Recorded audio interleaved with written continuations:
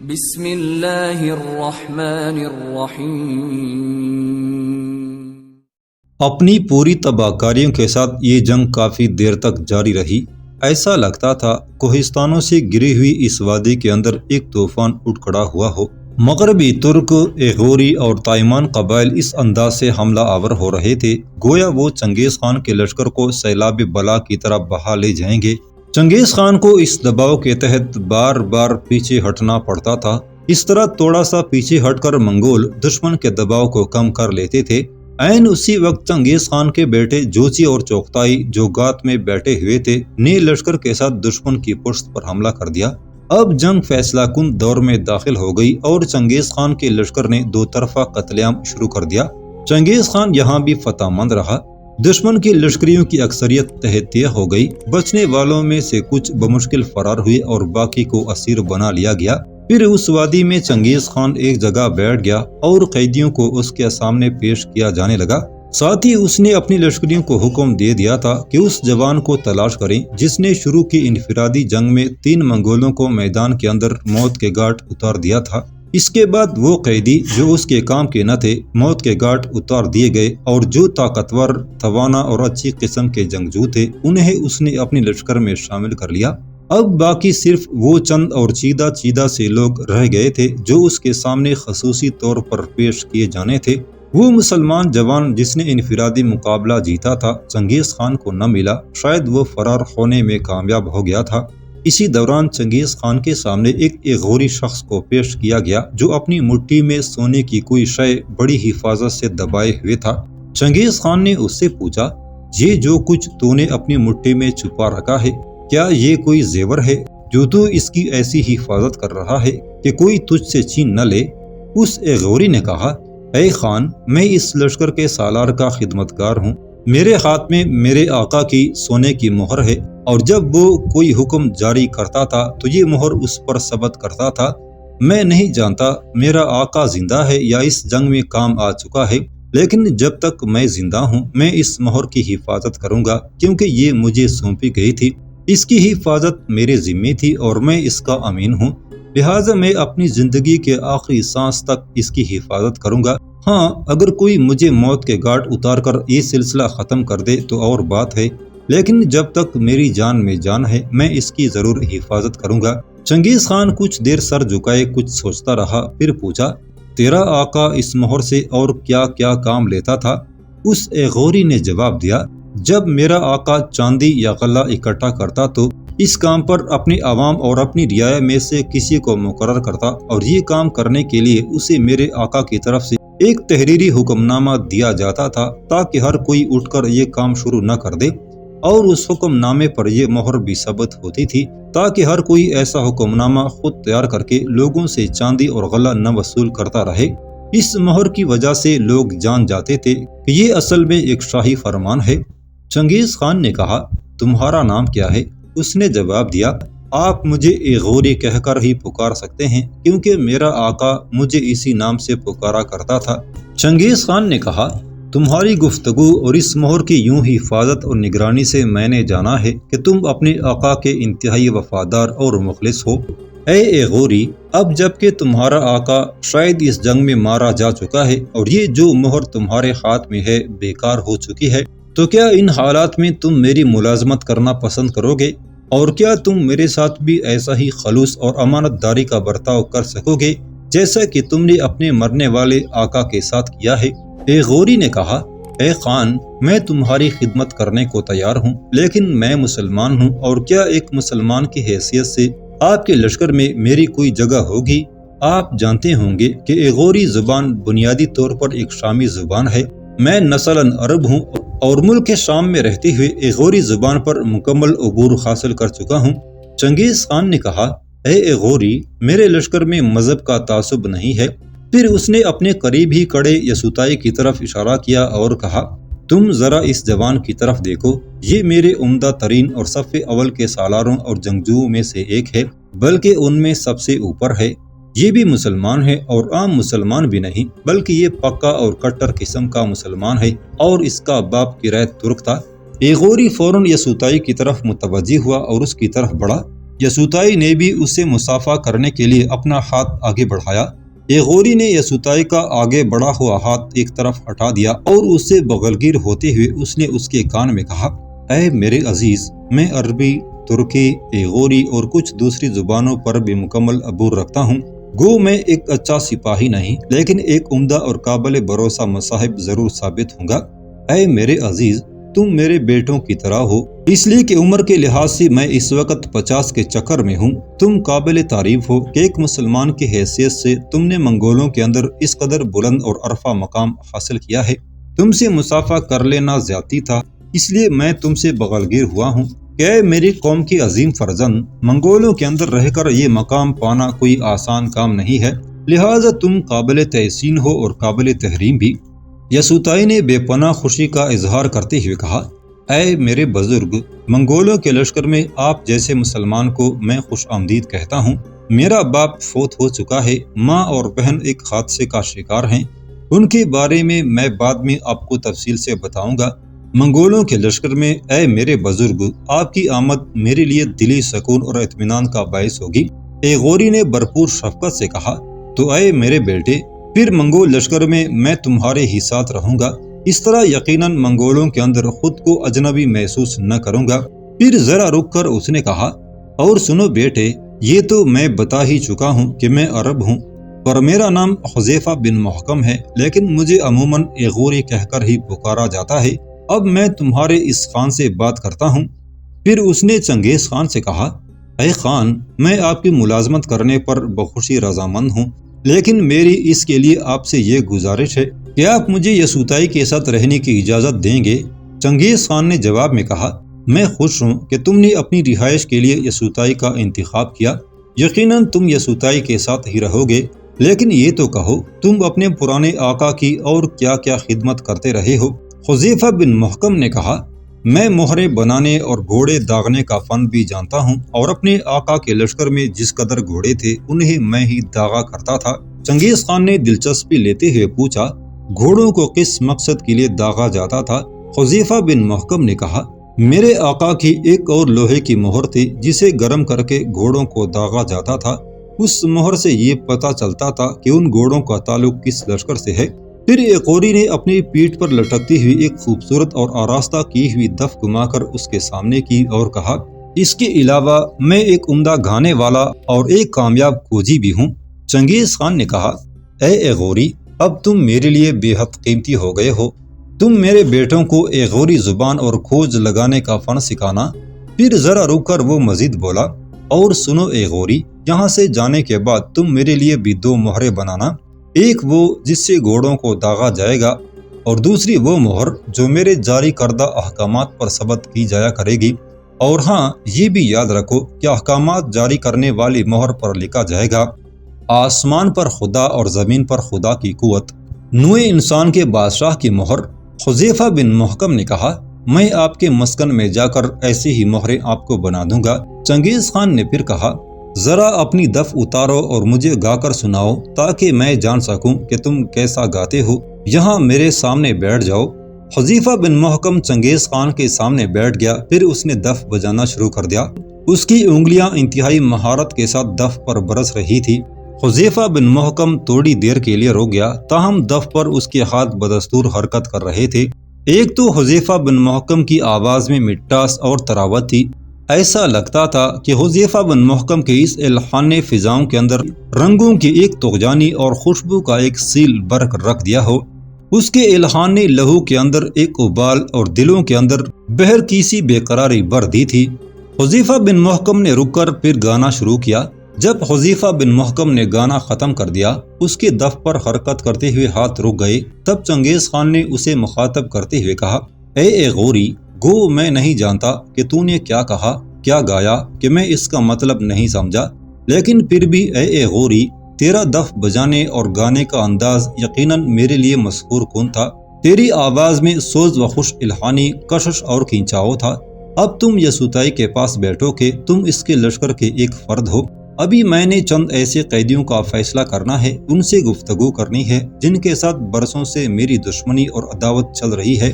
ایغوری پیچھے ہٹ کر یسوتائی کے قریب بیٹھ گیا، اب چنگیز خان کے سامنے جاموکا اور توختہ بیگ کو پیش کیا گیا۔ توختہ بیگ ان مکریت قبائل کا سردار تھا جو ایک بار چنگیز خان کی بیوی بورتائی کو اٹھا کر لے گئے تھے، اور جاموکا چنگیز خان کا رشتے کا ایک بھائی تھا۔ یہ دونوں ایک طویل عرصے تک تغرل کے پاس رہ کر چنگیز خان کے خلاف کام کرتے رہے، اور تغرل کی شکست اور پھر خاتمے کے بعد یہ دونوں اپنی جانیں بچا کر مغرب کے بے دین ترکوں کی طرف بھاگ گئے تھے۔ ان دونوں کو جب چنگیز خان کے سامنے پیش کیا گیا تو ایک بار اس نے ان دونوں کی طرف غور سے دیکھا، پھر اس نے توختہ بیگ سے کہا، اے توختہ بیگ، جو سزا میں جاموکا کے لیے تجویز کروں گا وہی سزا تیری بھی ہوگی، کہ تم دونوں کی میرے خلاف دشمنی اور عداوت کی مدت کافی طویل ہے۔ اس کے بعد اس نے غور سے اور قہر بری نظروں سے جاموکا کی طرف دیکھتے ہوئے پوچھا، اے جاموکا، تو نے میرا رشتے کا بھائی ہو کر میرے ساتھ ایسی سخت دشمنی کی، اب تو مجھے بتا کہ تو مجھ سے کس طرح کے سلوک کی توقع رکھتا ہے؟ جاموکا نے اس نازک اور خطرناک موقع پر انتہائی جرأت اور بے باکی کا اظہار کرتے ہوئے کہا، اے تموچن، میں تم سے ایسے ہی سلوک کی توقع رکھتا ہوں جیسا سلوک میں تم سے کرتا اگر تم گرفتار ہو کر میرے سامنے پیش کیے جاتے۔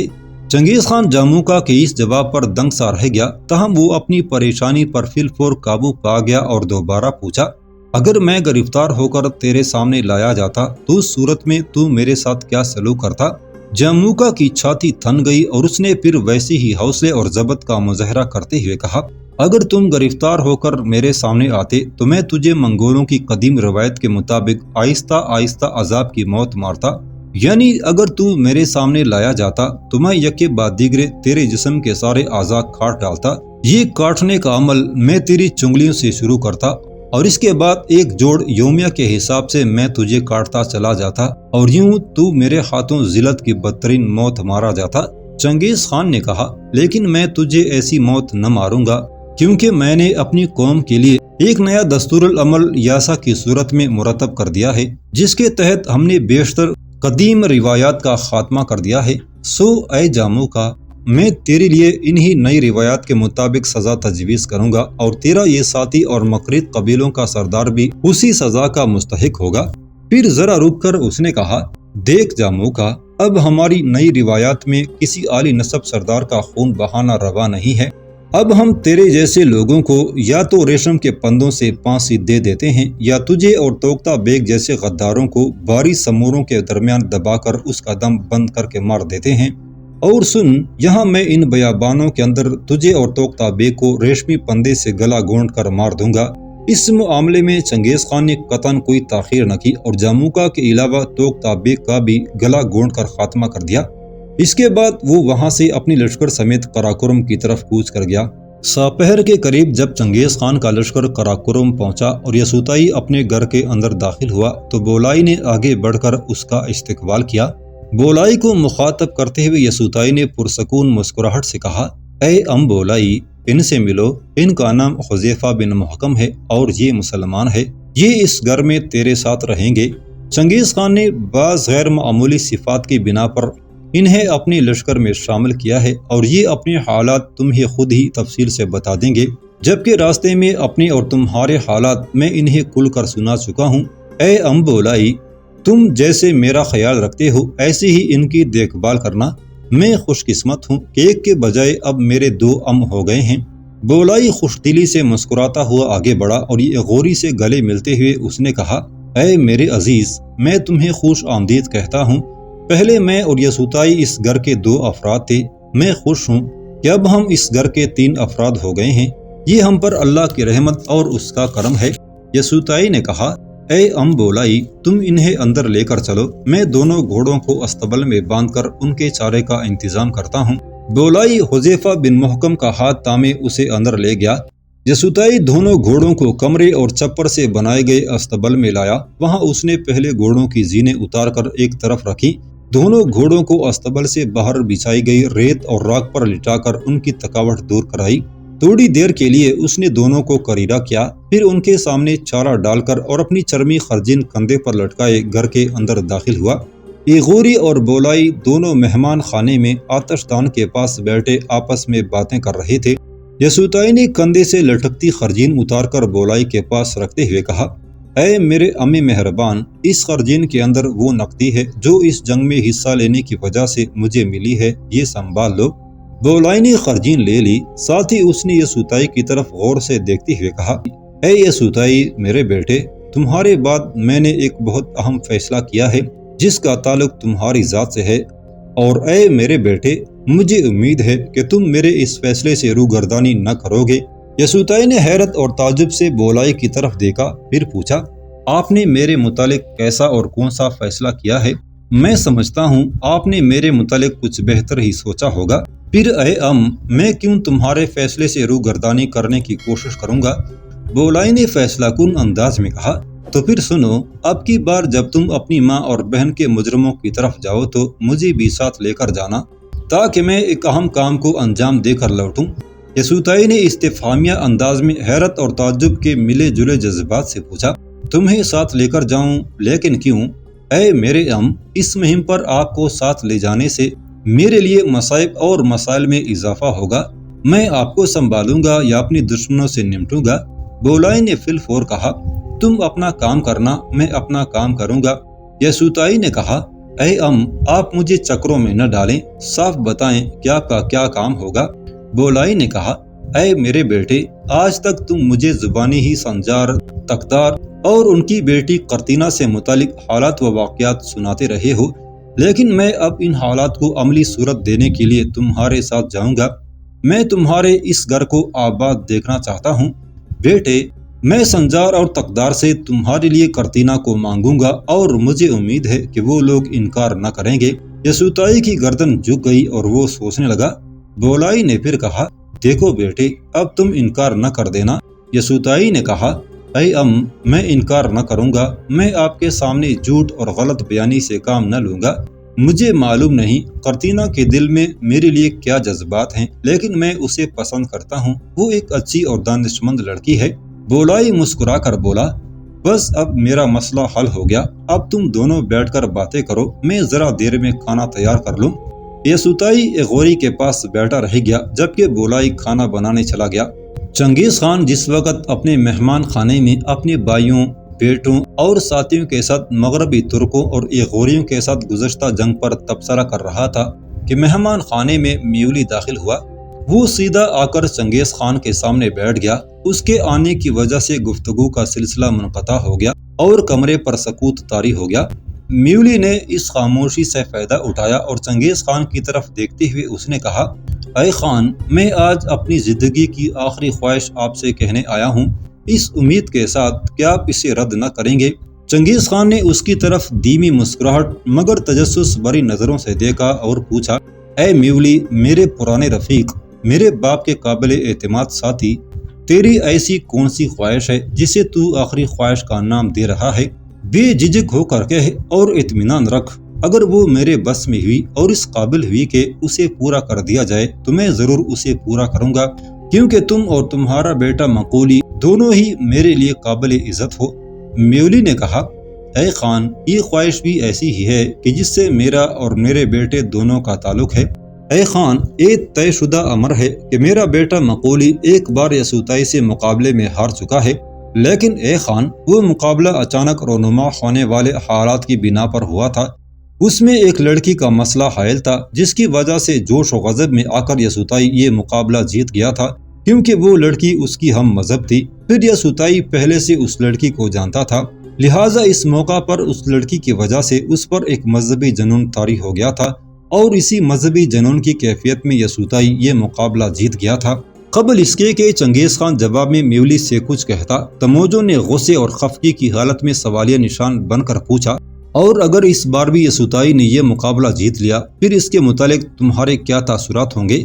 میولی نے جواب دیا، اگر یسوعائی برے میدان میں اس بار بھی یہ مقابلہ جیت گیا تو وہ فاتح اور مقولی مفتوح، لیکن اگر میرے بیٹے نے یہ مقابلہ جیت لیا تو یہ سمجھا جائے گا کہ وہ اور یسوعائی برابر ہو گئے ہیں۔ اس صورت میں ایک تیسرا مقابلہ ہوگا اور دونوں میں سے جو بھی یہ تیسرا مقابلہ جیتے گا وہ فاتح ہوگا۔ اے خان، انکار نہ کرنا، اس مقابلے کا انعقاد آپ کے بس میں بھی ہے اور میری خواہش قابل عمل بھی ہے۔ چنگیز خان مسکرا دیا اور کہا، میں جانتا ہوں یہ تیری دیرینہ خواہش ہے کہ یسوعائی کے مقابلے میں اپنے بیٹے مقولی کو سرفراز دیکھے، تو پھر سنو کل یہ مقابلہ ہوگا، اور اے میولی اگر یسوعائی جیت گیا تو مقابلہ فیصلہ کن، اور اگر مقولی جیتا تو پھر ایک تیسرا مقابلہ ہوگا۔ میں نے اس بنا پر اس مقابلے کے لیے ہاں کی ہے تاکہ لوگ اس مقابلے سے محظوظ ہوں۔ میں پہلے ان دونوں کا مقابلہ کراتے ہوئے اس وجہ سے انکار کر دیتا تھا کہ میرے دل میں ایک خدشہ رہتا تھا کہ نہ جانے کون یہ مقابلہ جیت کر میری نگاہوں میں فراز ہوگا اور کون اس سے کم تر ہو جائے گا۔ اب جبکہ یسوعائی غالب آ کر میرے دل میں ایک مقام بنا چکا ہے تو میرا دل چاہتا ہے کہ میں اس کے اور چھپے ہوئے جوہر دیکھوں۔